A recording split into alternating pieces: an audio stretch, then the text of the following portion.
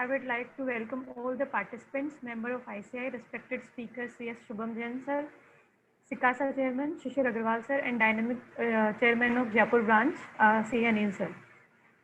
So today's topic is presenting the overview of BM and AGM and issues faced during COVID-19, that is holding of BM and AGM and its related aspects and extension of dates. So we have eminent speakers, CS Shubham Jain sir, who is a practicing CS based out in Jaipur itself and deals in company law and FEMA. I would like to invite SICASA chairman Shishir Agarwal sir for the welcome address. Over to you, sir. Thank you, Kajol. Chairman of Jaipur branch, my elder brother Anil Yadav ji. Today's speaker CA Shubham Jain ji, moderator Kajol ji, and all the lively participants. On behalf of Jaipur branch, I would like to welcome. I would like to extend warm welcome to all of you for attending this very hot topic in today's scenario, where we chartered accountants are struggling to generate UDIN, and ROC, the Ministry of Finance, Ministry of Corporate Affairs has come up with a very awaited notification to extend the deadlines of AGM to conduct the AGM. So today we have with us a very learned speaker and very young speaker, CA Shubham Jain, to deliver on this topic and to know the integrities of this topic, how to hold the AGM and board meeting, and the issues faced under the situation of COVID-19 and how to overcome the issues. So I would say that all the confusions in the minds of the participants, especially when we have to generate timely UDIN in case of company audit and hold the AGM on time. Mr. Shubham will be addressing on all the issues. Secondly, further, I request or I invite the members of Jaipur branch. On behalf of Jaipur branch, I would like to invite them for the purpose of anybody having any interest to become the moderator in any of program, to become a speaker in any of the program. Our chairman Anil Yadav sir has already especially said to me that Shishir, please cover this thing also in your deliberation.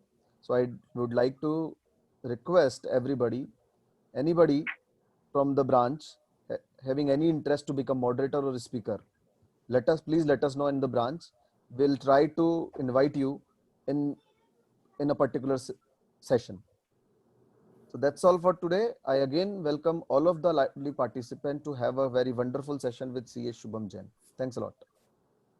Thank you very much, sir, Shishir, sir, for the wonderful deliberation. So now we would like to invite C.S. Shubham Jain sir to start the session.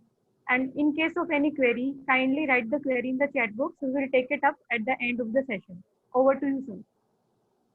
Good morning, respected members. I am very thankful to ICI Jaipur and especially thanks to Mr. Anil Yadav sir, Kuldeep Sharma sir, Shri Agarwal sir, for providing me an opportunity to give a brief introduction on AGM and board meeting and its impact on the COVID-19. I am sharing a PPT which has been prepared by me on AGM and board meeting for your reference.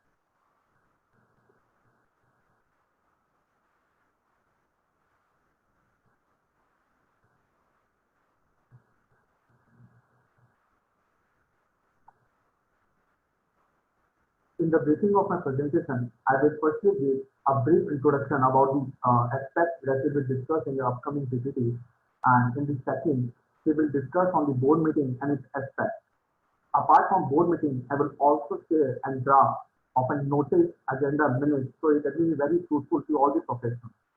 In the third part, we will discuss on the AGM and its requirements and its provisions, and finally, the hot topic of the month, that is extension of AGM and confusion between the professionals. As you see, the same which I have discussed in the introduction, at the first, I would like to discuss about the requirement and the provision for conducting board meetings. In the second, I will also share on a mail standard draft agenda resolution attendance sheet which have been prepared by us, keeping in mind private and public company requirements. In the second, We'll also discuss the board meeting as there was dilemma among the professionals how to conduct board meetings during the pandemic or right now also. At the third, we will also discuss the requirement in conducting of board meetings to of AGM and AGM through electronic means. See, as we know, every company is required to mandatory hold first board meeting within the 30 days of incorporation. And after thereafter, there should be minimum 4 meetings should be held in a financial year, and the gap between 2 meetings shall not exceed 120 days. However, it is to be noted that 1% company, small or dormant company, shall need to be complied if one meeting is held in each of the calendar financial year, half financial year, and gap between two board meetings shall not be less than 90 days. However, we should know that MCA, as a part of Atmanirbhar Bharat, has already provided relaxation of holding board meetings with a gap of 180 days. That means we do not need to cater the requirement of 120 days. See, what are the requirements of holding board meetings as per the Companies Act 2013? First, we need to maintain or we need to issue notices of the board meeting. And with the notices of the board meeting, we should have a proper agenda of the board meeting. And after providing notice and agenda of the board meeting, we should conduct board meeting as per the requirement of the law. And after conducting board meeting, there is a responsibility under the law to maintain the minutes of the board meeting within the 30 days.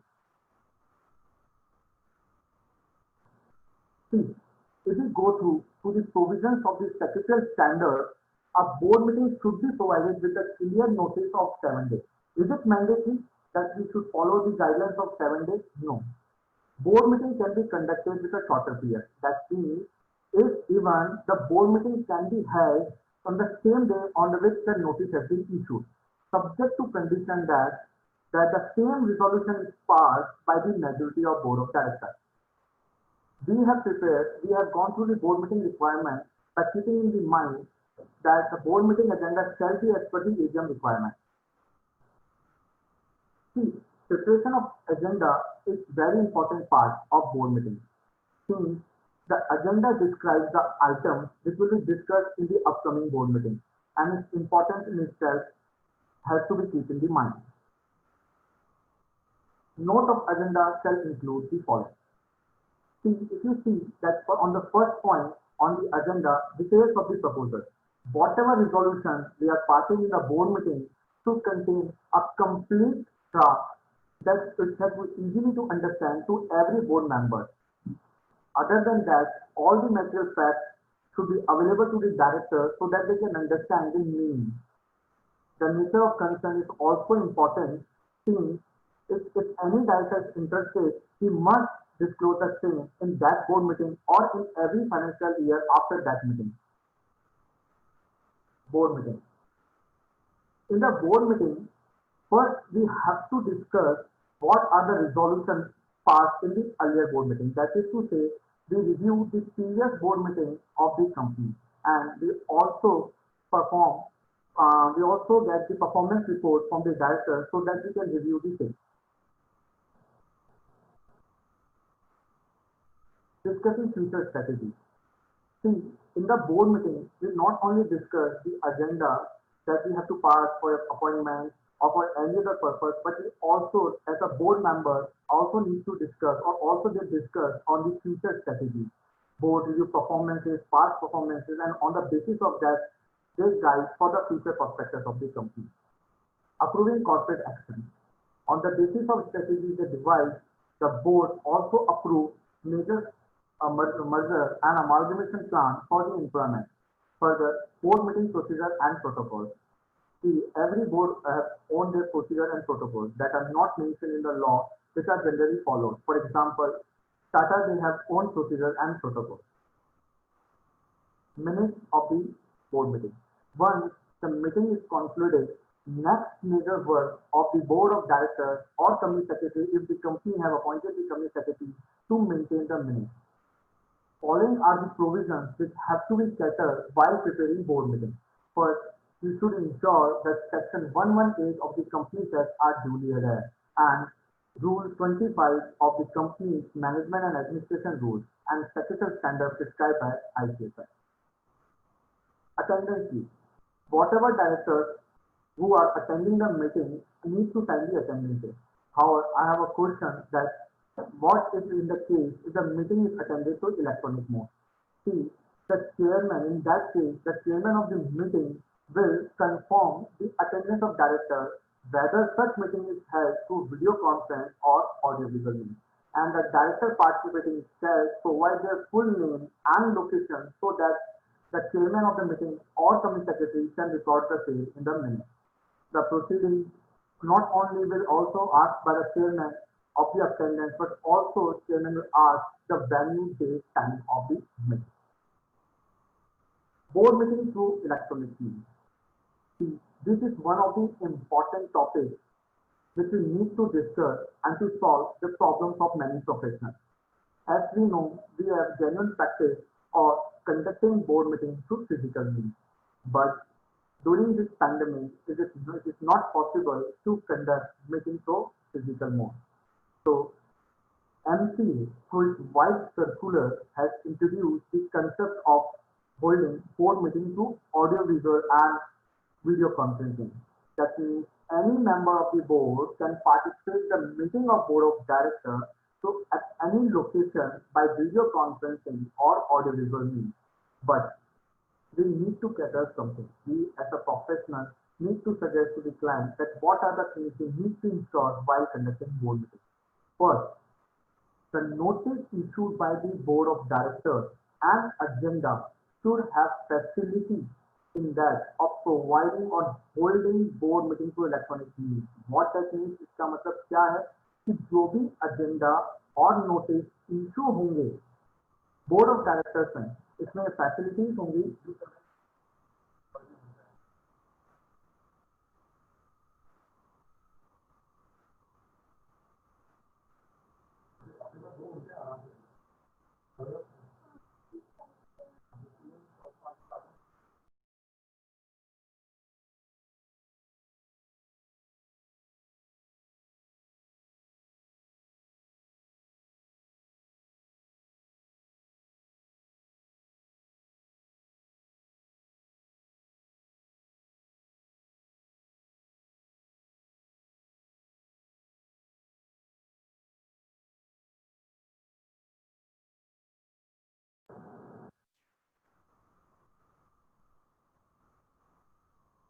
Hello. Yes. So we need to cater some of the following things so that we can ensure this.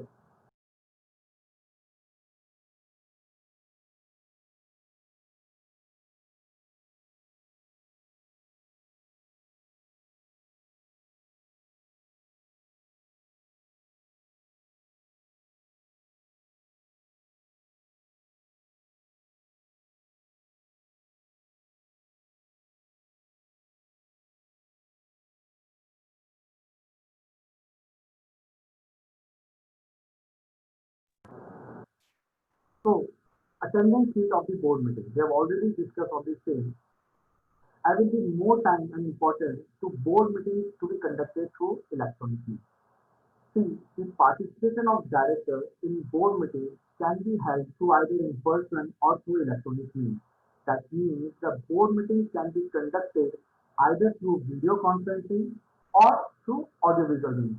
So one of the important questions that will may arise between the professionals, what are those means? As Zoom is one of the options, Google Meet, Geo Meet, and many other options are available in the market by which we can conduct board meeting through video conferencing or audiovisual means. But some points which are very important that has to be taken care while conducting board meeting through electronic means. First, when we issue notice of board meeting, we need to clearly mention that directors of the company are having option to conduct board meeting through electronic and visual means. Second, they should be given proper details with the ID and password, and it should be two-way communication. Third, such facilities should have recording facilities. As we know, MC has given relaxation for holding meetings through audio and visual means, but it does not mean that MC has granted relaxation for not recording of meetings. That means there should be a proper recording and proceeding of such meeting with its date and time. Provided that central government by notification may grant methods which shall not be dealing video conferencing or audiovisual means. The central government has already issued guidelines in this regard that following matters shall not be dealt in the meeting held through video conferencing or audiovisual means. First, approval of annual financial statement. Second, approval of board report. Third, approval of prospectus. Fourth, audit committee meeting for consideration of financial statement including consolidated financial statement. Fifth, approval of matters that are more related to the amalgamation, merger, demerger. However, However, it is to be noted that MCA has already granted extension and relaxation so that all the restricted matters that have been mentioned can be conducted through VC and audio visual means. That means all the matters that is from first, second, third, fourth, and fifth can be conducted through VC and AC, which was earlier restricted under the Companies Act. So, as a professional, Board of Directors in its board meeting can approve annual financial statement. So there is no issue of conducting board meeting through DC and AC for approving financial statement. So there are some of the questions which have framed that may arise in the mind of the professional and how to deal with that situation. These are very important questions and many times we need to ensure that these are properly addressed. First, can you pass resolution without holding physical board meetings? Can you pass resolution without holding physical board meetings? Yes. MCA's White Circular has extended date up to 30th September 2020 and allowed those matters which cannot be passed through audio visual and video conferencing to be passed through VC. For example, approval of financial statement, merger, amalgamation, etc. Second, can a board meeting be held through audio visual means and what are the options available? This is a very important question. Yes, we as a professional can advise our client or to any person that yes, board meetings can be held through audio visual means. I have a question for all the professionals. Can we conduct board meetings through WhatsApp or any other app? No. See, in the WhatsApp, there is no recording option available. So holding board meetings through WhatsApp can cause a serious action. Third, can we hold board meetings through audio-visual means for the transactions which are restricted under the law? Yes. I have already mentioned that Ministry through White Circular has already granted relaxation of holding board meetings through VC and AC for the restricted matter. If we are not able to hold board meetings within the time period granted under the Companies Act, then what will be the after effect? See, there is a clip in between this question. As we know, MCA has already granted relaxation of 180 days. That means a gap between two board meetings can be of 180 days. However, MCA has not granted any extension for the first board meeting. What that means? That means if your company is incorporated in the March 31st, you have to conduct first board meeting in April. MC has granted relaxation gap between two meetings, but not for the first board meeting. This needs to be adhered and have to properly ensure that these compliance are adhered. Fifth, whether any resolution can be passed through physical presence of the board member during the lockdown period? No. Since there was a complete lockdown, resolution through physical means cannot be passed except at a place where the board of directors are the relative or reside at the same place.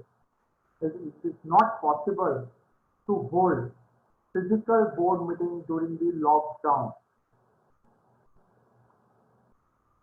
Board resolution for calling AGM at a shorter notice.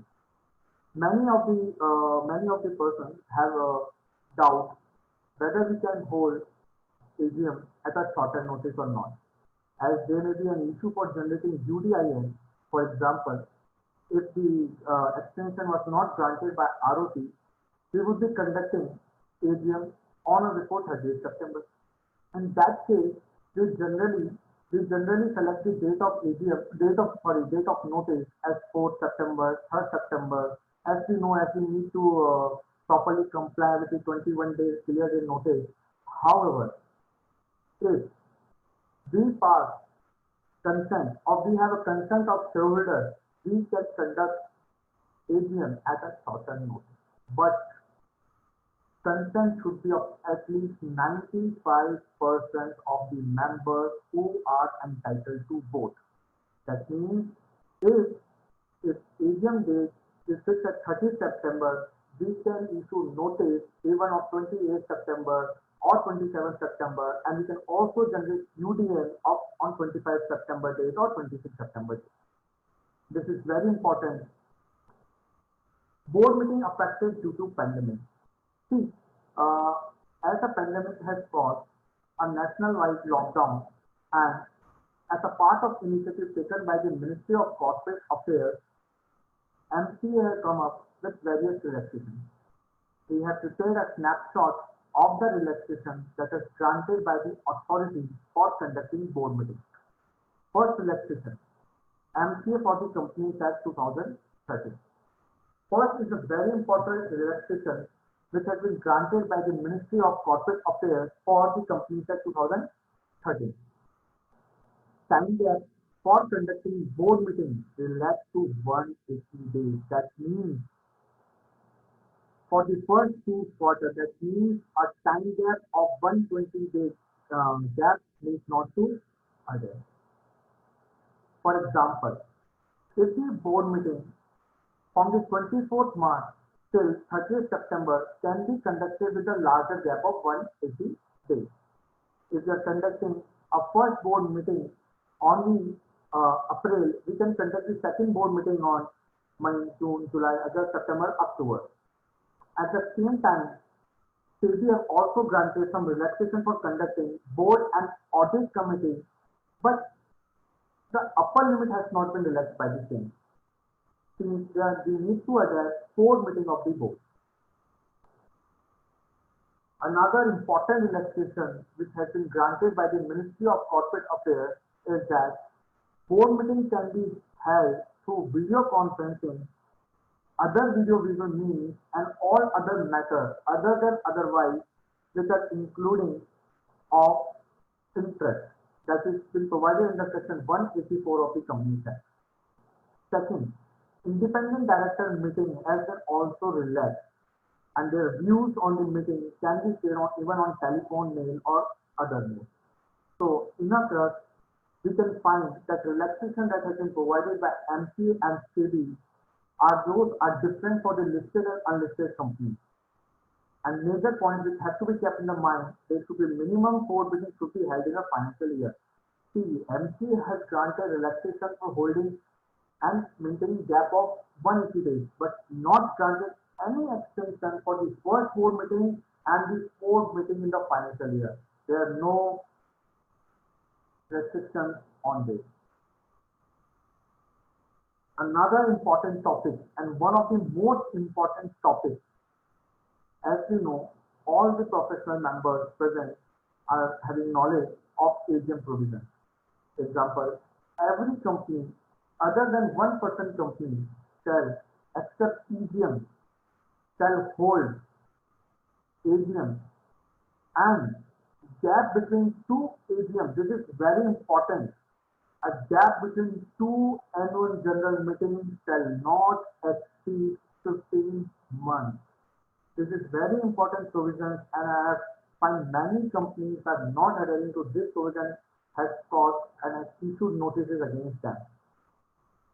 And however, in case if a company incorporated in the first time, in first AGM, it shall be held within 9 months from the closing of first financial year. For example, in case a company incorporated in the year 2019 December, first AGM can be held up to 31st December 2020. However, it is not possible for those companies which have already conducted AGM in the previous year. In that case, we need to conduct AGM up to maximum 30th September 2020. Further, if all these provisions are adhered, no need to comply with any other provision. And one of the important provisions we need to ensure that the registrar of the company can grant extension of holding AGM up to 3 months, but it is not possible, it is not available for the first AGM. That means ROC under section 96 of the Companies Act has only a power to grant extension for the subsequent AGM, not for the first AGM. This is important provision. It does not mean if the first AGM of the company we are conducting on 31st December 2020, so that we have a relaxation to hold general meeting up to 31st March 2021. There is no relaxation for the first AGM by the ROC. No at all relaxation. Some of the provisions which we need to ensure while conducting annual general meeting. First, annual general meeting shall be called on between business hours, that is between 9 a.m. to 6 p.m. and the day should not be an national holiday. AGM can be held either at the register office of the company or at any other place within the same city, town with the register office is the company situated. For example, if we are conducting AGM at any place in Jaipur, we can conduct at any other place, either in Mandsaur or any other place, but the register office should be on the Jaipur only. Provided that unlisted company, that either private, public, can be held AGM at any place subject to condition of consent of the member. Punishment for default in compliance with the provisions of section 96. There may be many cases that will arise where default may be imposed on the director and company up to 1 lakh rupees, and in case it is a continuing default, fine may be extended up to 5,000 rupees for every day during this default continues. For example, if we are not able to conduct AGM by the due date, in that case, we firstly need to file condonation or petition to the NCLT for extension of AGM, since ROC has not power to extend any AGM for more than 3 months. In that case, we have to file application before the NCLT for condonation or filing AGM. In that case, NCLT shall impose a fine which can be up to 1 lakh rupees on company and each of the officers, that means on director whose duty was to conduct the AGM. COVID-19 new AGM deadlines for the company. See, COVID-19 has already impacted lakhs of companies, and as we know, books of accounts are not prepared. So, MC has already allowed companies to hold AGM by 30th September. See, this relaxation has been granted for those companies which have financial year ended 30th December 2019. That means 2020. That means this MCA circular does not have any relevance for those companies which financial year ended on 31st March. That means that now those companies whose financial year ended on 2020 can hold their AGM by September 30. In a bid to reduce the compliance burden on the corporate, has already announced that those financial year ended 2019 and can conduct AGM by 30th September 2020. That means all the companies other than OPC must hold AGM as other meeting with a notice period of 21 days. MCA has already provided relaxation and leniency to all the companies due to nationwide lockdown, which already was extended for up to 31st May 2020 by the Narendra Modi, PM Narendra Modi. Earlier, the MCA has already allowed companies to hold AGM and EGM through video conferencing and other audiovisual means, finding difficult as companies are finding difficult to hold board meetings through physical means. And we have already discussed that Finance Minister has already provided extension of an exemption of holding board meetings on 120 days. That means we have 180 days to hold 2 board meetings. Ministerial aspect. As Minister has already promoted to conduct AGM through digital platform and also has provided relaxation to conduct AGM through video conferencing or audio visual means, a company can voluntarily file for AGM extension. However, this is to be noted as ROC has voluntarily provided general extension, has already provided general extension of holding AGM up to 3 months from the due date. We need not to file JNL1 for individual approval. I am repeating again, we need not to file JNL1 for extension of AGM. A general extension has been issued by different ROC providing relaxation in their state to conduct AGM up to 3 months, not up to 31st December. I will mostly clearly this aspect after this slide. See, reason for extension COVID-19. There are many reasons for extension due to COVID-19. See, there are many efforts which have been made in this regard, but books of accounts should not be able to ready, and if the financial statements are not being ready in due time, the audit is not possible. And also, there are many of the instances have been seen that the employees of the companies are affected due to coronavirus, or they may find symptoms of the COVID-19 in them. Offices were closed, transportation was suspended, so seeking extension was usual, and accounts were yet to be finalized and audited. As we have already seen, income tax and other acts have already extended many guidelines for the income tax and others, but MCA relaxation was made it mandatory. So MCA has come up with this extension to provide relief to the laps of the company and to the professionals so that they can smoothly conduct their AGM. Secretarial standards. See, many times secretarial standards are not ensured. It has to be taken on record that secretarial standards are the mandatory provisions under the Companies Act to be complied with, and as such was applicable by the ICSI for the general meeting in 2000 from the 1st July 2015 to 30th September needs to be ensured, and the revised were also issued in 1st October. The standards provide more principles and convening and conducting general meeting, and also provide clarity on conducting of AGM. So, these standards are applicable on all types of general meetings except OPC, Section 8 companies.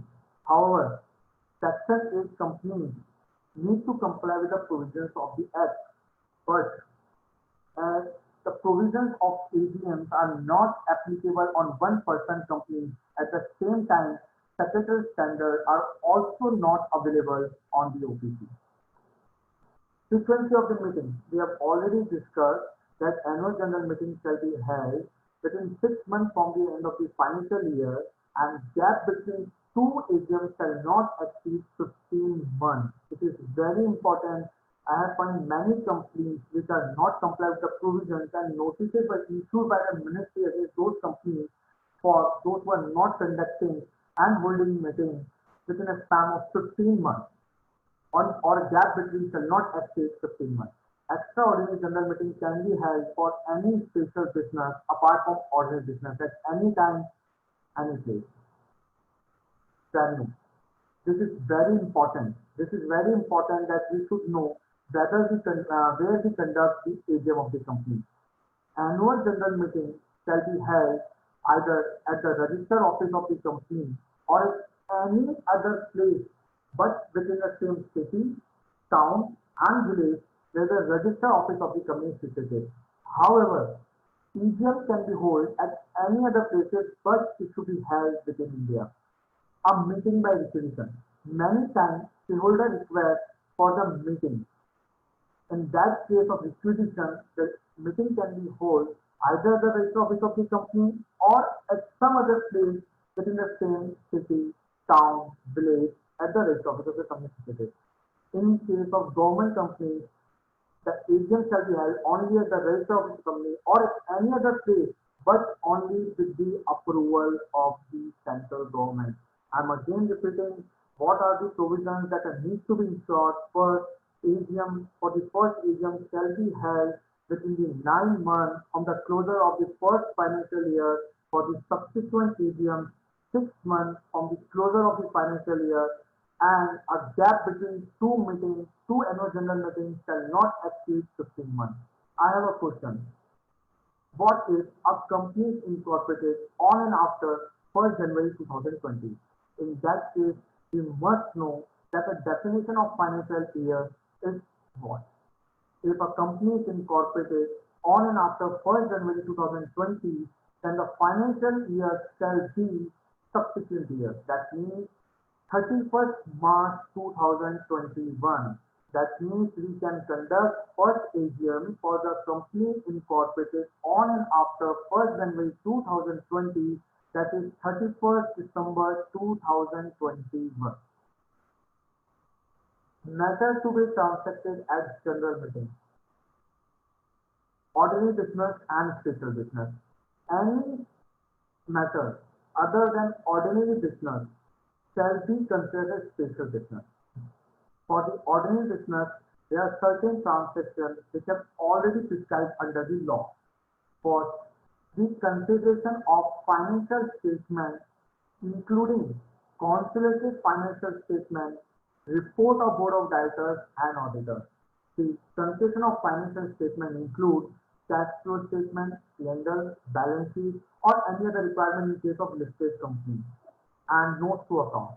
Further, in case of report of board of directors and auditors, the third, appointment of directors in those place of retiring, declaration of dividend, appointment and rectification and fixing of remittance of the auditors. As professionals, we are already aware, rectification of auditor is now not mandatory. That means once you have appointed auditor for 5 years, we need not to rectify its appointment in every subsequent AGM.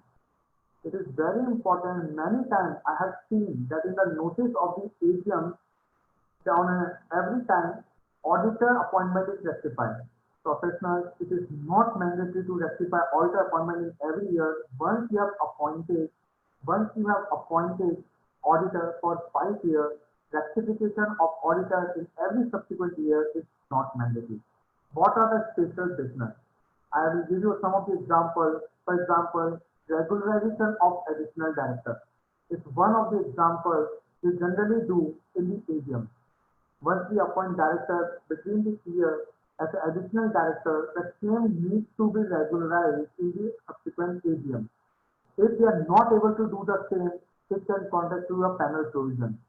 Further, if we are selecting any special business in the notice, it is very important to put an explanatory statement under section 102 of the Companies Act, which has complete detail about the appointment, about the decision which we need to take on the special business.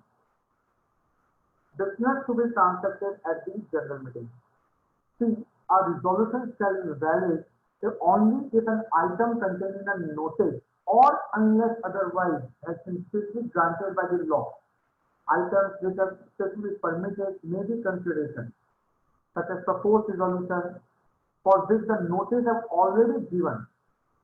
For example, resolution requiring special notice. If any resolution requires special notice, you need to firstly issue that notice with maintaining a time period of 14 days. Communication of directorship. Where special notice is required for any resolution and notice of intention is already received, such items shall be placed only after giving notice. For example, appointment of a director as a managing director or any other point which are very important for which a notice separately needs to be issued, then it has to be added.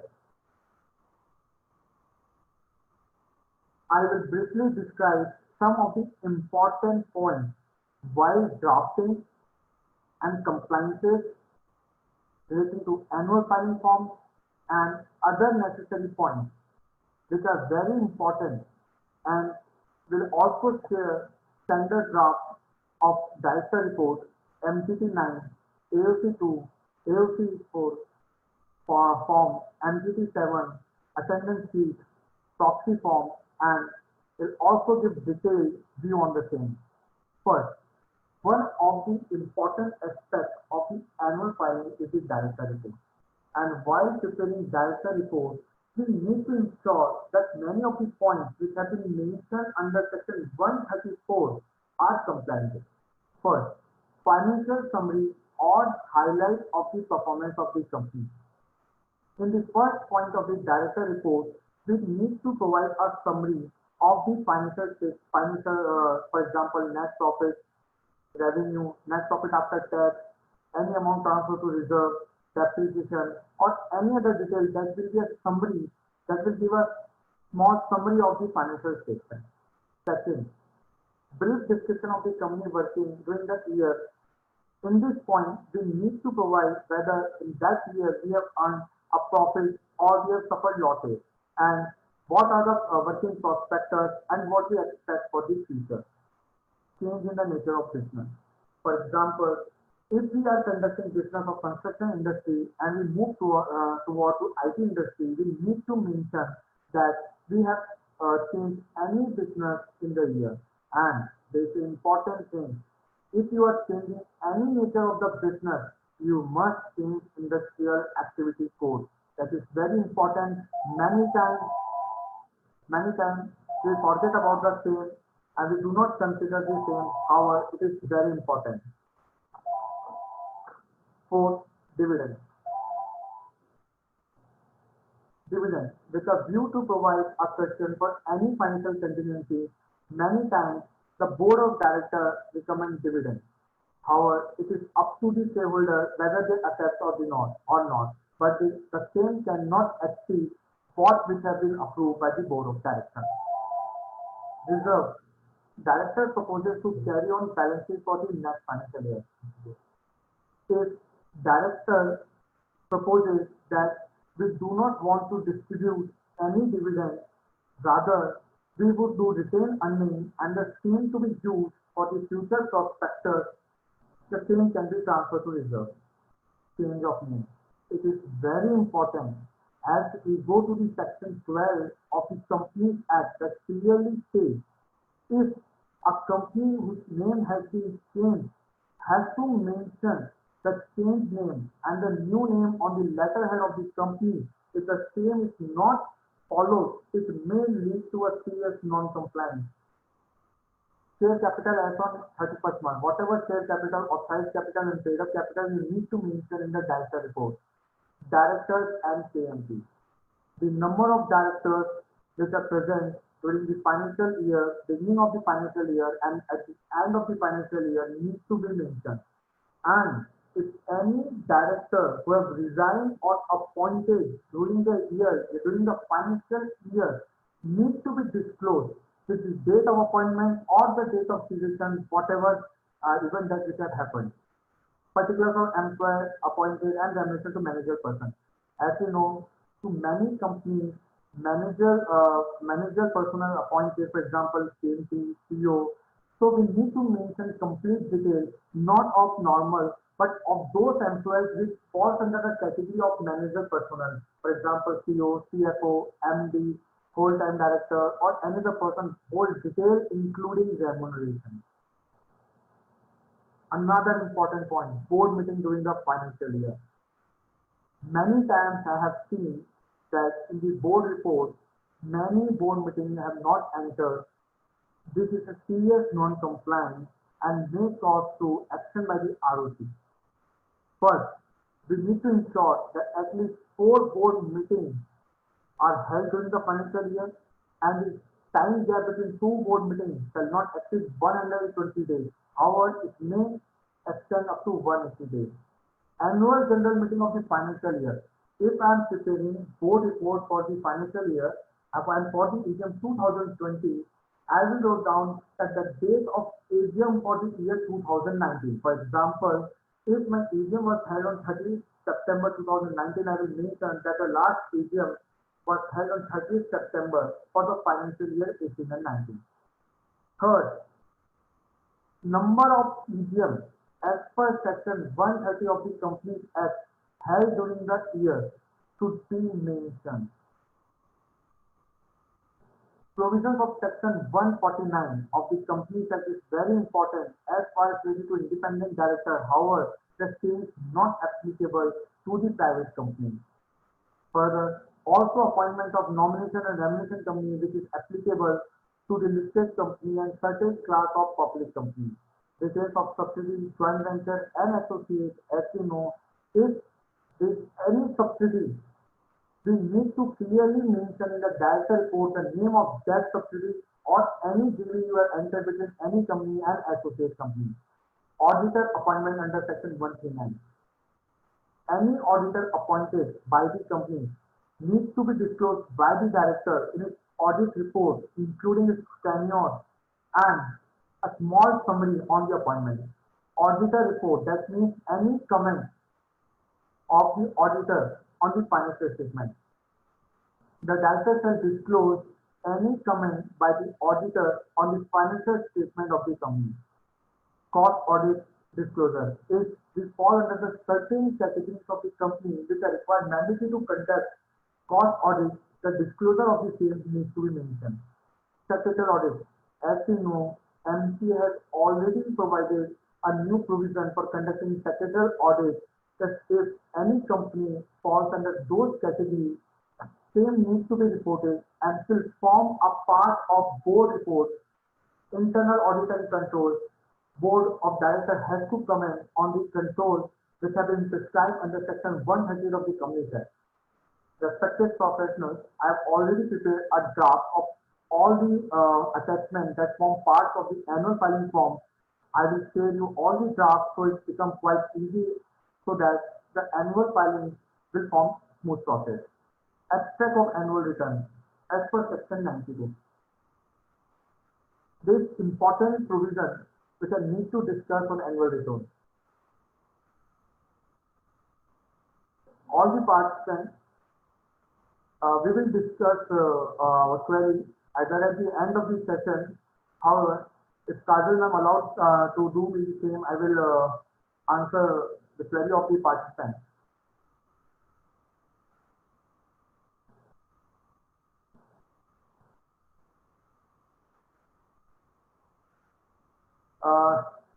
Srinath, I will discuss your query at the end of the session. Aspect of annual return. It is very important that we need to attach MGT 9 which is at a part that will form a part of director report. There is an important provision. In the last year, there was a provision that if a company is maintaining a website and link of that MGT 9 should be posted on the company website. However, the MCA has issued a new circular which has provided that you need not to give a link, rather you can attach a PDF or in any other form. So it was difficult for the companies who are maintaining websites to continuously update MGT 9 on there. The MCA has issued a circular on this. Now those companies which are maintaining websites can comply with the provisions by just attaching a PDF or Excel of MGT9. Material changes and commitment, if any, affecting the financial position of the company. This is very important point. And many professionals may have different views. What are the material changes and commitment? For example, if if there's any subsidy which I have made in the financial, that is a very important material change. If I have entered into any amalgamation, if my company has been under insolvency, this is a very important material changes which affect the financial position of the company. Other point, detail of significant and material order that has been passed by the regulator tribunal that are affecting the going concern status of the company. This is very important topic, and many of the professionals and more particularly started accountants have already asked me how we have to deal with the going concern status. As you've already seen one of the cases with the big four companies, they have already commented on going concern status, and further on when inquiry was put on them, then they later on changed the going concern status. As it is very difficult to, in order to give a going concern status, keeping in the mind the pandemic which have already affected the company.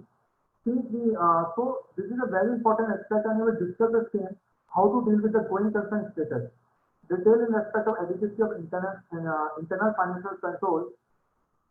See, internal financial control, we need to mention that whether we have put a mechanism so that we have proper control. During the period within a meaning of section 72 of the Companies Act, this is one of the provisions which has affected the larger part of community of professionals. In the Companies Act 2013, we have not much adhered to the deposit rules. For example, any loan which accepted by the shareholder in a private company is not, it is considered as deposit, but we have failed to comply with provision. So this is a very important provision in the event if we are not able to comply with the provision of deposit, that can lead to very serious non-compliance. And we need to give a qualified report on that section if the company is not adhering to the provision. There are many of the instances which I have seen that the company accepts loan from unorganized sources or those sources which are not allowed, and they are also not following the deposit compliances. And even in many of the audit reports, there is no qualified report of deposit. And once in the last year, when DPT forms were allowed and required to file, it became a quite problem. And how to deal with that situation? How to deal with that situation if a deposit has been accepted within a meaning of section 73 and it does not fall under the category of exempt deposit? It becomes a quite headache for the professionals and the person dealing with the company. So this is very important section, and we need to suggest the client the importance of this section and consequences that we could face as a professional, as a CACS, ICWA due to non-compliance of section 173. Particulars of loan, guarantee, investment 186. It is one of the important sections of the Companies Act.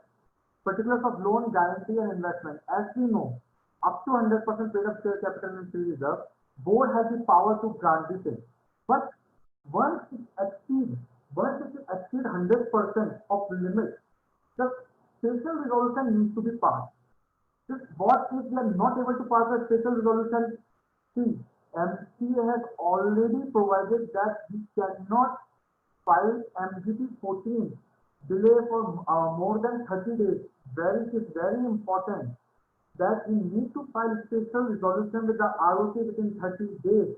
If we are not able to file the same, there can be serious and strict action can be taken against it. On that case, we have to file condonation to the regional director so that we can file MGT 14. Particulars of contract arrangement with a related party as per section 188, including certain arm's length transactions.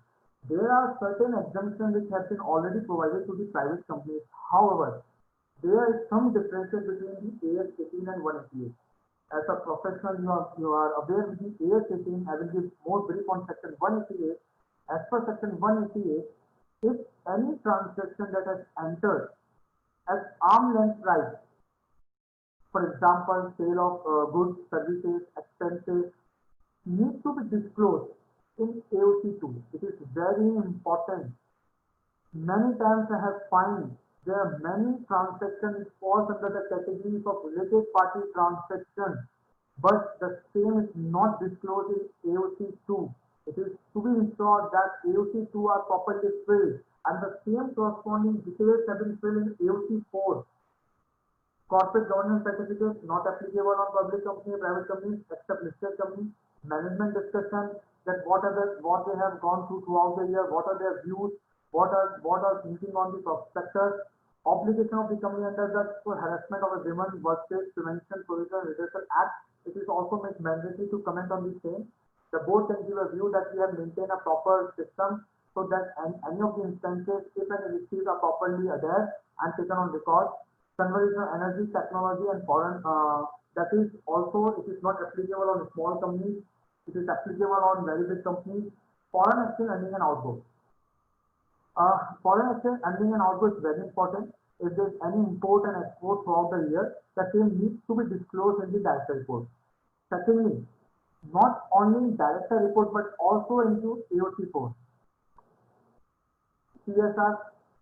CSR as per section 135, that is applicable on those companies having a net profit of 5 crore or more, turnover of 1000 crore or more, and net worth of 500 crore or more. So it is not applicable on small companies. Director responsibility statement. Director responsibility statement come up with 4 to 5 points that provide that we have checked into that all the procedures are proper, financial statement are duly adhered. These are the specified fixed format which have needs to be entered into director report. Transfer of amount in Investor Education Protection Fund, that is to applicable on public companies and listed companies, and in case of those companies which are not able to transfer amount and they have to transfer the same within the 7 years. Listing is stock exchange. If our company is listed and having listed on stock exchange, the details of such needs to be disclosed. Acknowledgement of director and of professionals that they have gone through all the points of the director report and have conducted and proper meeting were adhered. This is an acknowledgement and last point of the director report. See, AOC2. AOC2 is an important aspect. If we go through the section of detail of section 188 of the Companies Act, it clearly lays down that any company which are providing sale of goods, services to the related party or any expenses of nature or a place of profit, same is very importantly need to disclose in AOC2. Further, if the same is within the limit, the board of directors can approve the same. However, if it exceeds certain limits which have been prescribed under section 188, you need to consider, you need to pass the same with the shareholder permission. Second, attendance sheet of board meeting. It is very important that in the board meeting in which we have approved the agenda, notice, and other items for the AGM, board meeting should be properly signed.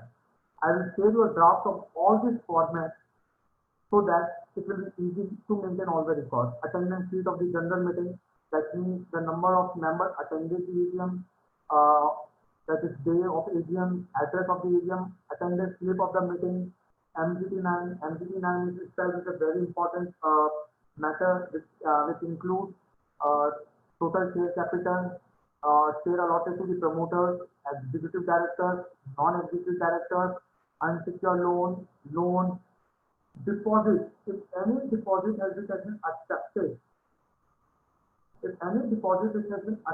the same needs to be disclosed in MGT9. It is very important. Notice of AGM. However, if it is not mandatory to attach notice of AGM in AOC4 or annual filing form. However, it is a recommended in nature that we should attach notice of AGM, proxy form. In event the shareholder is not personally attending the meeting, he can sign the proxy form to any person who can attend the meeting on his behalf, but he cannot vote and discuss on the meeting. General form. There are various general forms which are need to be remembered. I will give a short view on this point. In this form, there are very important forms. MBP1. See, MBP1 is an internal form. We need not to file MBP1 with the ROC. MBP1 form is used by the director to show their interest. Every director at the first board meeting in which he participates as a director should disclose his nature of concern or interest, whatever, keeping in mind section 184 of the Act And thereafter, in every first board meeting held after the closure of the financial year. Second, AOC4. AOC4 is very important and detailed form. I can say some of the important points which need to be ensured while filing AOC4. First, we have to ensure all the financial data are entered correctly. Second, AGM date.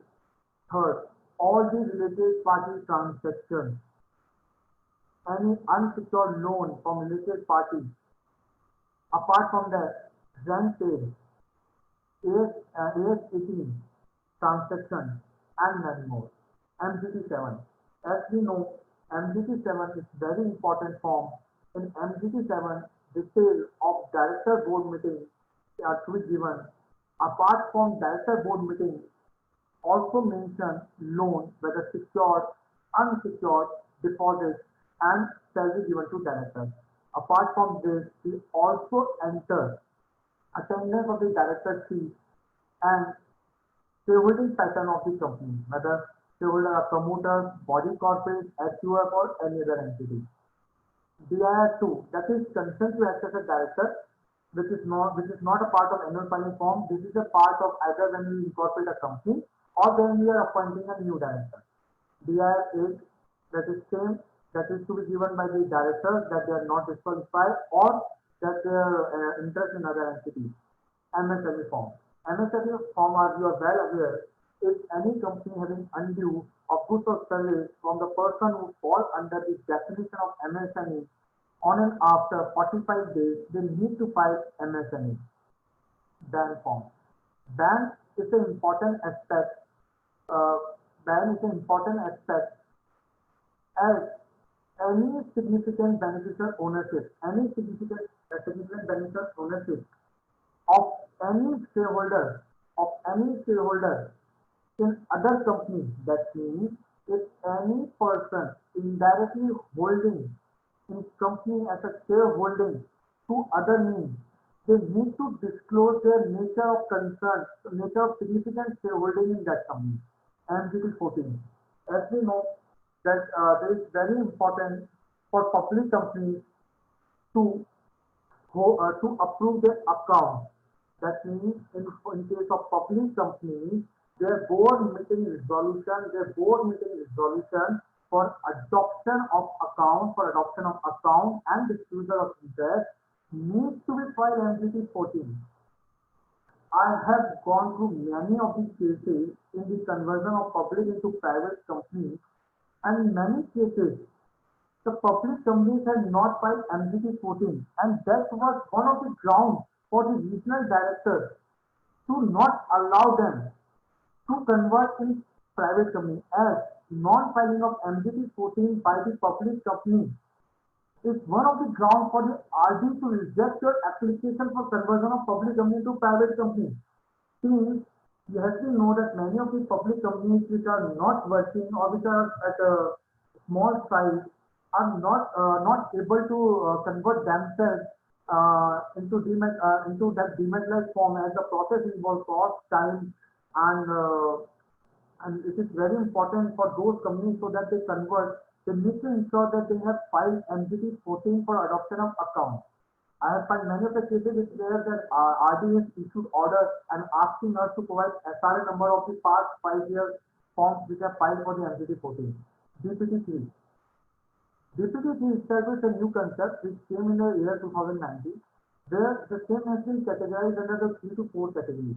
First, exempt deposit and normal deposit.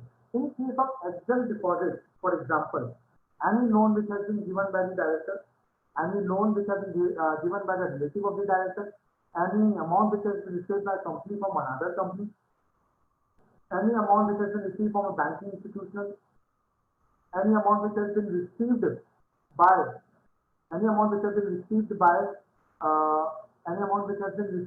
the company which has been carrying a business of infrastructure, or any amount or advance which has been received by a company from the consumer which does not exceed 365 days. This has been part as a part of DPT. So yes, many of the participants have raised the question. So we will discuss the same at the end of the session. We will have a good time so we can discuss all the queries. Otherwise, Kajol ma'am can allow me to discuss on the query. I can discuss the same.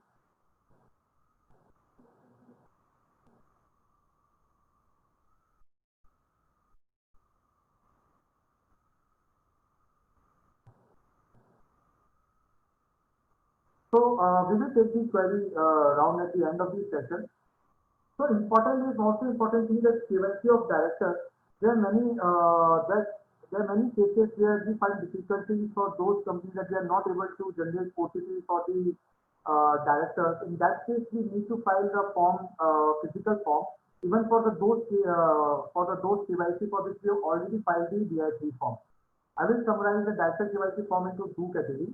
For those KYC have already held through physical mode, need not to file KYC again in physical form. Online draft KYC will be sufficient. And for those whose DIN has been received from the year 1 April 2019 and up to year 2020 March, they need to file physical form for the KYC. Director disqualification, one of the important topics and one of the important and hot topics of the year, that is director disqualification. As we know, in many of the cases, the director has been disqualified under section 164 and subsection 2 by the ROC of the company on ground of not filing returns and financial statements. All the professionals present here, I would like to know the latest development in 2 days regarding director disqualification. As you already know, many of the cases have came across where the jurisdiction of Rajasthan was used for the bill of other states. For the bill of the other states, the jurisdiction of ROC Jaipur was used. However, in recent 2 days, the ROC has specially has said that it will not take up those matters for which there is abuse of jurisdiction. That means the DIN which belong to any other state, on respect of which order has been passed in the High Court of the Rajasthan, they will not take up those matters. And I will again remind you, they have also communicated to the public prosecutor of ROC to impose cost on those cases where they clearly seen abuse of jurisdiction. These professionals ensure that the director, only those which belong to the state of Rajasthan, are filed with only with the ROC, only with the High Court Rajasthan. No bill that does not belong to Rajasthan or to belong to any other state to be filled with the High Court Rajasthan. There are many cases when we now come, we will find that cost will be imposed. At the same case in the Chandigarh, where a cost was imposed on an petitioner, where abuse of jurisdiction was there, 1 lakh rupees cost was imposed. You all must be aware of that case. The Chandigarh High Court has imposed a cost on an applicant who has filed a bill for removing disqualification or for the receipt. All the forms to be newly downloaded from the MCA portal, file prior filing. Many a times they file forms and we keep it in hold, and version automatically changes. That become very difficult to file form again. So ensure that on MCA portal you download the fresh form.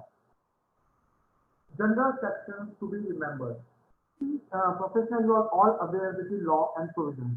They are very important sections which are mentioned, which are personally I ensure many times I already said that these are the important sections which have to be read before filing annual filing or before doing annual filing. First, acceptance of deposits by public by certain companies. Professionals, this section is very important since deposit in itself is a very big topic, and many professionals, including me, have found difficulty in many of the scenarios where the deposit are accepted by the company and how to deal with that situation. It's become a very difficult job for me as a professional. As for that case, we have to give a qualified mark against them as they have accepted deposits from unorganized sources, from shareholders, those who are not a relative of director, or who have accepted deposits from an unknown person who even not is a shareholder or director of the company, not even those related to goods and service of the company. It's become a very difficult task to give a that in that case you have to qualify the audit report or even the annual filing forms. Even the secretarial audit, you have to give a remark, qualified remark that the deposit has been accepted by the company from that does not fall under the category of exempted register of significant beneficial owner. Professional, this is a very new concept. That is significant beneficial owner. Example, in case if in any company, a body corporate is a shareholder, and a member who is also a member of that body corporate. Example, in B company, A company is a shareholder, and in B company, Mr. X is also a shareholder. And that case, if Mr. X is holding a shareholding of majority or whatever fixed under law, Mr. X shall deem to be a beneficial shareholder of that company also. So this is very important. It is a very important concept of beneficial owner. This concept was first introduced for the listed company. But ministry have also made it mandatory provisions for the private company and public company. Annual return. Annual return is a very important concept. Section 92 itself is a very important concept which provides for details of many prospectus. I will share you an Excel and Word draft of the annual return at the end of the webinar on your mail, so that it should be easy and to understand the same. In annual return, I will highlight some of the important points which are very important and need to be disclosed. First, shareholding pattern. Shareholding pattern, whether the shareholder or a director will need to disclose completely, whether the shareholder belongs to a promoter category, individual shareholder, those who does not fall under the promoter category, or either they are body corporate or HUF or whatever, the need to be disclosed the same in very detail. Second, director remuneration. There are three categories in the annual return. First, whenever we pay remuneration to key managerial personnel, other directors, or to that is executive director, we have to clearly bifurcate their salary. As in case of independent directors, we don't say salary, we pay sitting fees or other professional fees. So we need to ensure such things, and also we need to provide complete detail of loans, whether it's secured, unsecured loans, or deposits. Financial statement and board report, which we have already discussed. Appointment of auditor, section 139, as we know, that first auditor to be appointed within the 30 days of incorporation. For the that, however, it is not mandatory for the private companies to file AGT 1, and but AGT 1 is need to be filed for in subsequent AGM for appointment of auditor, whether for 5 years tenure or for lesser tenure. 149 that provides that board of director, that is minimum board of director, that is in case of private company. 2, in case of public company. 3, meeting of board of director, that is section 173 provides that number of board meetings, provision for the first board meeting, subsequent board meeting, and on meeting of the independent director, the quorum of the board meeting. As we know, for the private company, 1/3 or 2, whichever is low. Our in case the meeting where any agenda where the interested director that shall not exceed 2/3 of the total directors. In case of OPC, same disclosure of and restriction on the power of the board. Section 180 clearly provides some of the restrictions of the board powers which they cannot be exercised by its own. That means those powers can only be exercised with the permission of the shareholder. Some of the important example of that: loan, borrowing. Borrowing power has been restricted to the board members up to the 100% of paid up share capital and free reserve. In case if the company exceeds that limit, board of directors need to take approval. Board of directors need to take approval from the shareholder. Disclosure of director interest. See, 184 is a very important. 184 is a very important section. Disclosure of interest by the director. If in case the director is interested in any meeting, he needs to disclose the nature of interest or concern. Apart from the disclosure in the first board meeting, he needs to participate as a director, and in every board meeting held in after every financial year. Loans and investment by the company. Loan and investment by the company is a very important section and one of the most used sections of that is loan and investment of the company. As already we know that board of directors have power to raise or to provide any loan or investment up to 100% of paid up share capital and free reserve. But whenever this limit exceeds, we need to take permission from the shareholder. And one of the cases I would like to discuss with you all the professional members that in a group companies in a Bangalore, there were certain problems that they want to take a loan of 5,000 crore, but there was an issue that how we take the loan since that paid up definite fees was only 200 crores. In that case, I suggested them to pass a resolution under section 186 and this, and one of the important things that the same resolution needs to file in MGT 14.2. If they don't file any resolution of further than 186 within 30 days, that is a serious non-compliance, and for that case, we need to file condemnation to RD. Further, section 185. In the case if any loan is given to director or any concerned person on which the director is interested, we also need to file section 185 resolution. That means, for example, A Limited has granted loan of 100 crore to B Limited. There are common directors in A Limited and B Limited. We need to pass resolution under section 186, but also under section 185 of the Companies Act. Professionals, we don't pass resolution under section 185, but it is very important that we not only pass resolution under section 186, but also file resolution under section 185 of the Companies Act. There will be two resolutions in case if the loan is given to a person who the directors are interested or concerned. Related party transaction, which I've already discussed. Related party transaction, that 188 of the Companies Act, any goods, services, expenses, or whatever transaction which has been happened, that are very important. We need to disclose the same. General mistake, which normally arises during the time of annual filing. Selection of Caro applicability option even when it is not mandatory. Many times which I have seen in the audit report which I have received, there will be the option of they have commented on Caro or they selected the Caro option even it was not mandatory for the companies or for the sale. So even if it is not mandatory to select the Caro option, we should normally can ignore the same. Non-maintenance of cash flow statement. This is a general mistake which I have many times seen that for those companies which are not small companies, that means which have a turnover of 2 crore and capital of 50 lakhs, they are not maintaining cash flow statement. Please ensure section 134 clearly states in the event cash flow statement is not prepared, not maintained, or not attached, it can lead to non-compliance of section 134 and 129 of the Companies Act. So please, these are the general mistakes which we can discuss and can have a lookout so that we don't do such mistakes in our subsequent annual filing. Non-compliance of AS 18 and section 180 of the Companies Act. As AS 18 you are well aware with the AS 18, I will discuss on 180 of the Companies Act, which I have already described in my past PPT.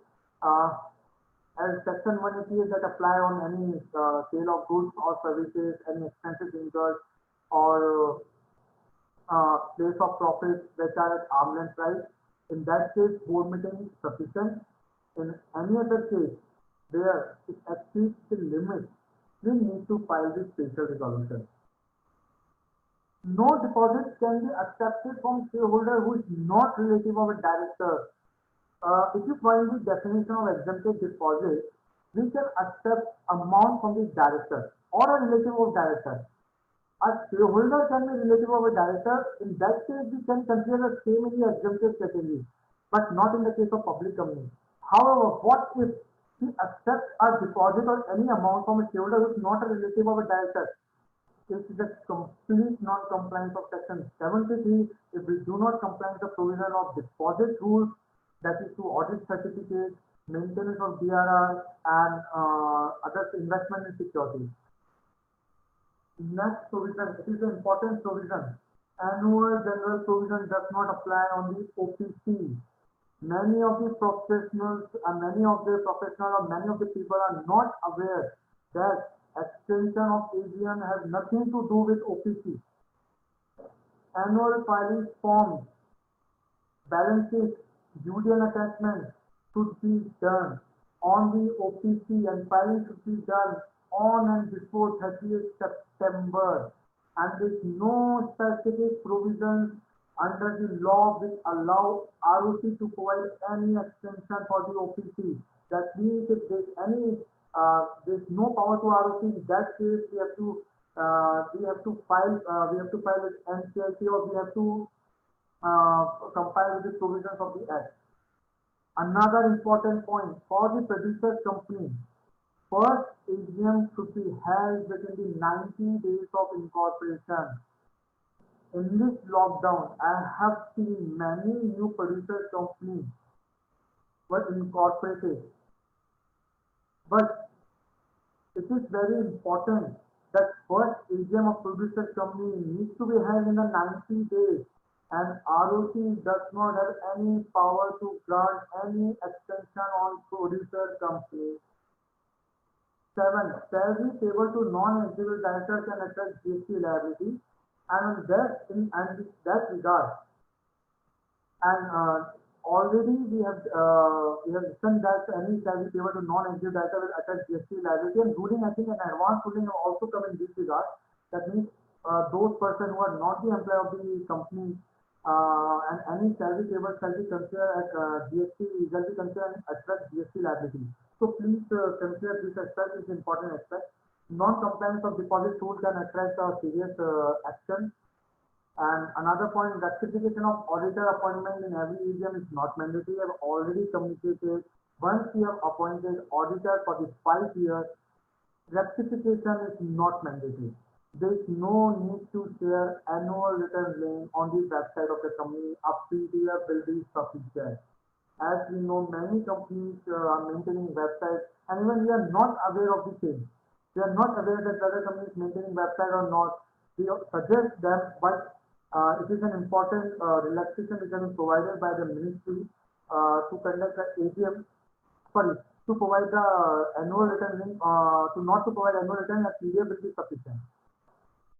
Many times I have seen that section 12 of the Companies Act are not even too important. Professional, this section is very important, as this section provides for the what are the matters which are need to be put on letterhead of the company. In the last year, when we have filed the exit form, this section was very important. As first of all, there are many things which we need to mandatory put on the letterhead of the company. First, it is name of the company. Second, if there is any change of the company name, we need to mention there. Address of the company, PIN of the company, mail ID, contact details, website, fax number. I'm repeating it again. Name of the company, including previous name, address of the company, PIN number, email ID, phone number, fax, and website. These are mandatory attachments. And Section 12 compliance need to ensure, as it is a very important point. And whenever there is a scrutiny, whenever the RC or any other person who do scrutiny, he or she first check whether the company has been maintaining proper letterhead or not. So it is important section, please keep in the mind. There are certain FAQs which are very important. We need to ensure that does extension of AGM by ROC is applicable to company conducting its first AGM? No. Please read section 96. ROC does not have any power to extend any time period for holding AGM for the first AGM. That means ROC cannot grant extension for the first AGM. ROC has only power to grant extension for the subsequent AGM. So I hope this question is clear for the companies which first AGM are due by December 2020. There will be no extension up to 31st March. We need to conduct AGM by 31st December 2020 for the first AGM for the newly incorporated company. Does extension, second question, does extension of AGM by ROC applicable to producer company conducting first AGM? No. No. The ROC power is only for the subsequent AGM, not for the first AGM. So you need to conduct AGM for the producer company within 90 days of the incorporation. This is very important. Many of the professionals, many of in this coronavirus incorporated producer company, they need to ensure that your AGM, your first AGM is conducted within the 90 days of the incorporation. It's only applicable to producer company that the first AGM needs to be conducted in 90 days. That extension of AGM is available to OPC companies? No, this question is totally wrong. Since AGM provisions is not applicable on OPC, there is no extension to OPC 1% company. You need to file all the forms by 30th September or for MGD7 that is 60 days within the due date. Can we hold EGM to AV means? Yes. Extraordinary meetings can be held through audio visual means. There are many of the softwares are available in the market which have recording facilities, have to be done through such software or application. Can we hold EGM through EV means? Yes, same concept. Please remember that holding of EGM through EV does not waive off liability to put record maintenance, which are already provided under the law to maintain for at least 8 years. EV does not grant relaxation. We have to maintain proper records, proper documentation, proper presentation, proper communication system.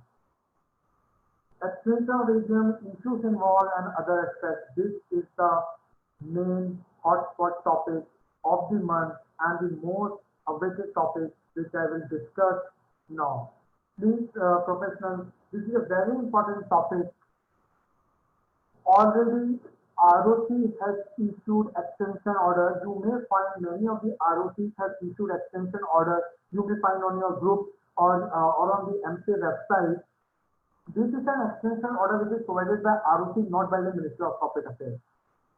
ROC order does not mean that section 96 is amended. There is only a general extension, not an amendment to any section.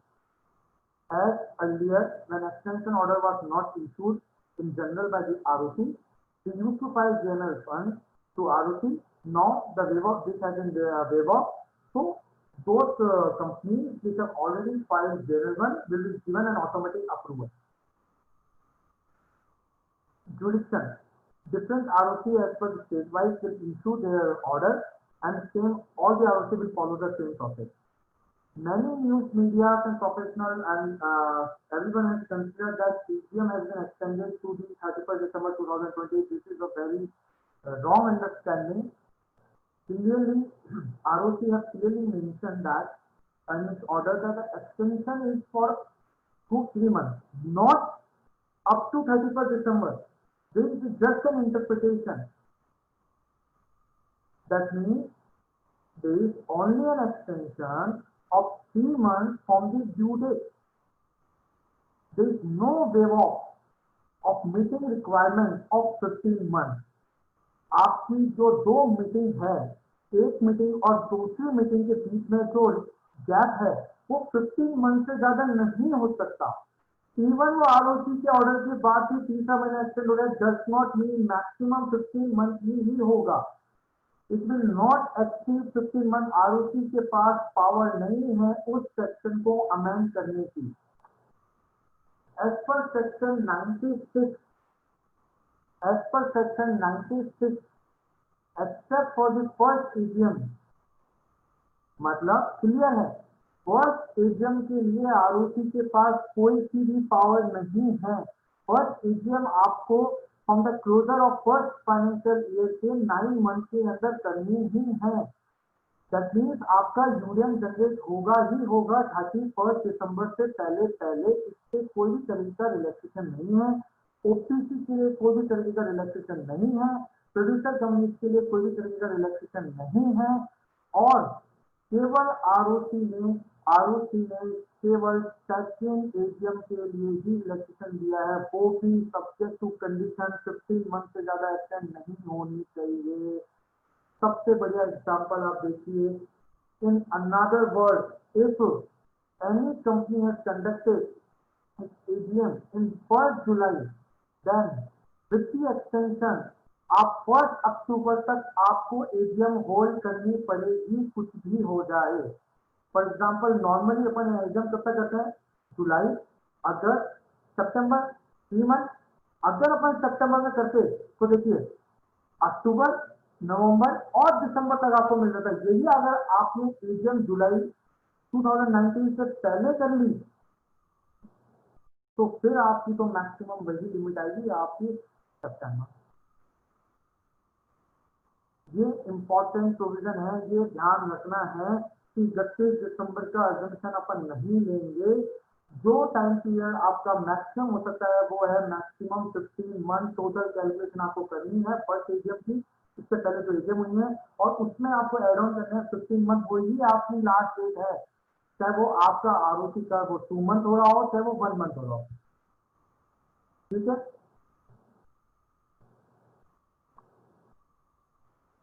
तो I hope कि मेरा जो webinar है, मेरे कई सारे points हैं वो मैंने प्रॉपर्ली डिस्कस करे हैं। और आप सब ऑल द प्रोफेशनल्स की मेरी मेल आईडी है, आप अपने जो भी क्वेरीज हैं अभी जो अपन सेशन में ले रहे हैं उसके अलावा कोई भी आपकी क्वेरीज हैं किसी भी पॉइंट को रिलेटेड, आप उससे मुझे मेल कर सकते हैं। मैं उन क्वेरीज का आपको हैंड टू रेस्पॉन्स करूंगा। आपको ड्राफ्ट जो स्टैंडर्ड ड्राफ्ट हमने टीम के साथ मिलकर डेवलप करे हैं वो मैं आपको शेयर कर सकता हूँ। और इसके अलावा आपके कोई भी क्वेश्चन हैं आपको मेरे से अपन डिस्कस कर सकते हैं। Over to you sir and ma'am.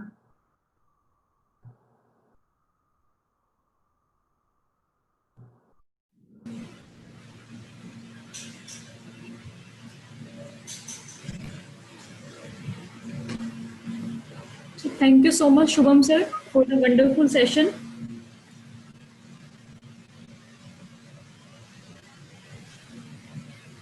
Anyone having query, kindly raise your hands.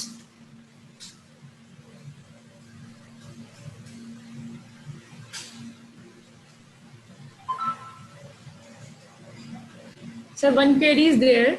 Who do we share registration number for? Sorry.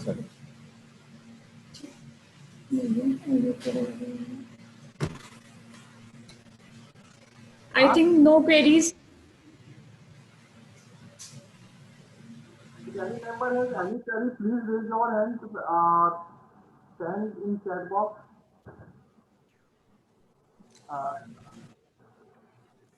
Rajneesh sir ने बीच में रेज हैंड किया था। आई थिंक रजनीश सर आप कुछ क्या पूछना चाह रहे थे? रोशनी मैम कुछ पूछना चाह रही है, एक मिनट मैं उनको कर रहा हूँ। आप स्क्रीन शेयरिंग बंद कर देते एक बार।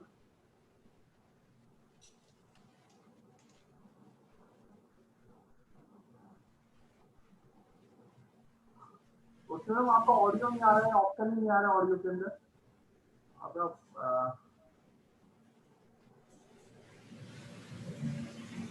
अभी तक ऑडियो के साथ ज्वाइन नहीं किया है, आपका ऑडियो का ऑप्शन नहीं आ रहा है। या आप ऑडियो के साथ ज्वाइन कर रहे हैं या फिर क्वेरी है तो आप काजोल जी को या इनको डायरेक्ट शुभम जी के चैट बॉक्स में या रमेश या हमारे किसी को भी आप चैट के ऊपर डाल दीजिए कोई क्वेरी हो तो।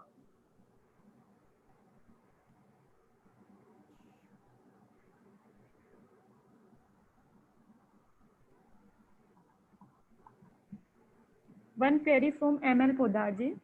Exemption from Section 185 to private limited company is still available post replacement of Section 185. Sir, exemption to private companies is available. However, there are certain categories where the Section 185 exemption are not available. In case if any company having a body corporate shareholder, So I'm audible to sir, to you? Yes, Hello? sir. Yes, sir. Sir, Section 185 exemption is available to private companies. However, there are certain conditions. In that case, the Section 185 exemption will not be available to private companies. For example, if their body corporate shareholders, if their body corporate shareholder in the company, in that case, Section 185 exemption will not be available. So I have taken the cases where the body corporate are the shareholder of the company. In that case, the Section 185 exemption will not be available to private companies. And also in other case, there is one more case of loan. There is certain limit if it crossed. In that case, Section 185 will be applicable to the private company.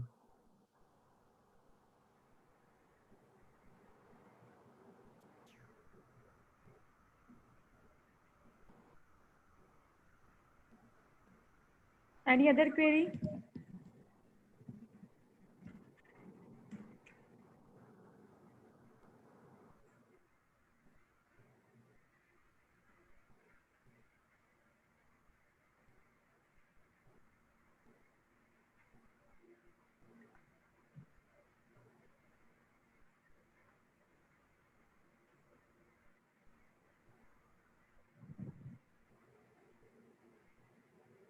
So I hope all the topics have been covered and all the queries have been resolved.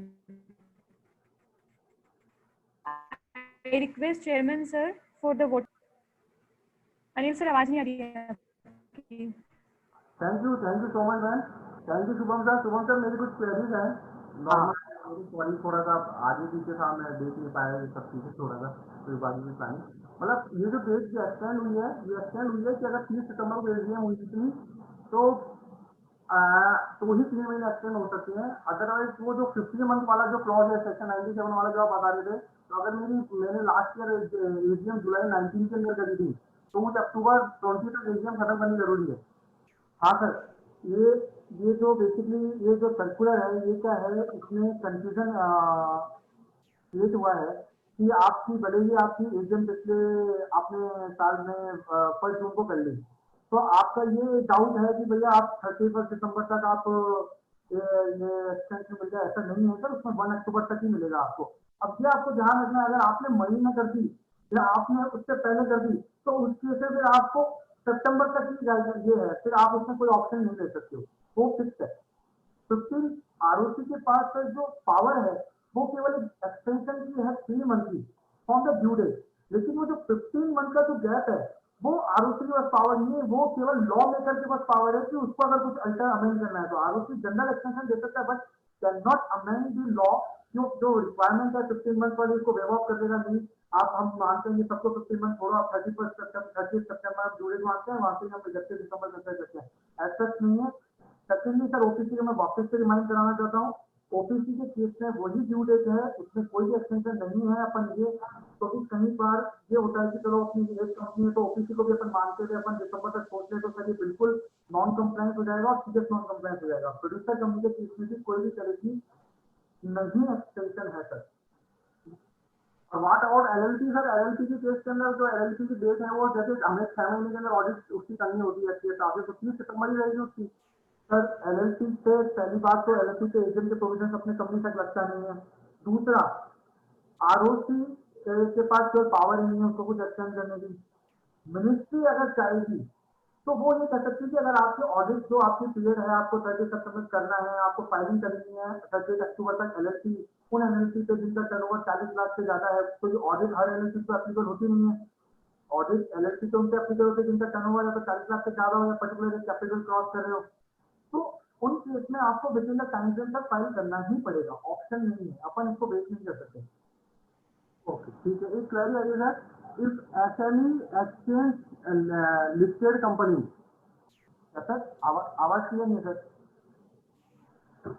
If SME exchange listed company is going to migrate during September October 20, on this case Indian AS is applicable. Is there any restriction? ये तो sir sorry Indian AS का है, ये तो जो last हमारा गया था उसमें कवर हो गई क्वेरी. क्वेरी हम सर आपको इनकी भी क्वेरीज है, काजो मैम आपका मेल आईडी मिल गया, हमको मेल के ऊपर सर क्वेरी का आंसर कर देंगे ना. कोई भी क्वेरीज हो, इवन एग्जाम से रिलेटेड हो या कोई भी पॉइंट से रिलेटेड हो, इवन वो एमसीएससी से रिलेटेड हो या कुछ भी हाईकोर्ट से रिलेटेड हो, कोई भी क्वेरी किसी भी मैटर पे मेरे से रेज कर सकते हैं। मैं सारी क्वेरीज के साथ मेल पे सबको प्रॉपर्ली रेस्पॉन्स दे दूंगा।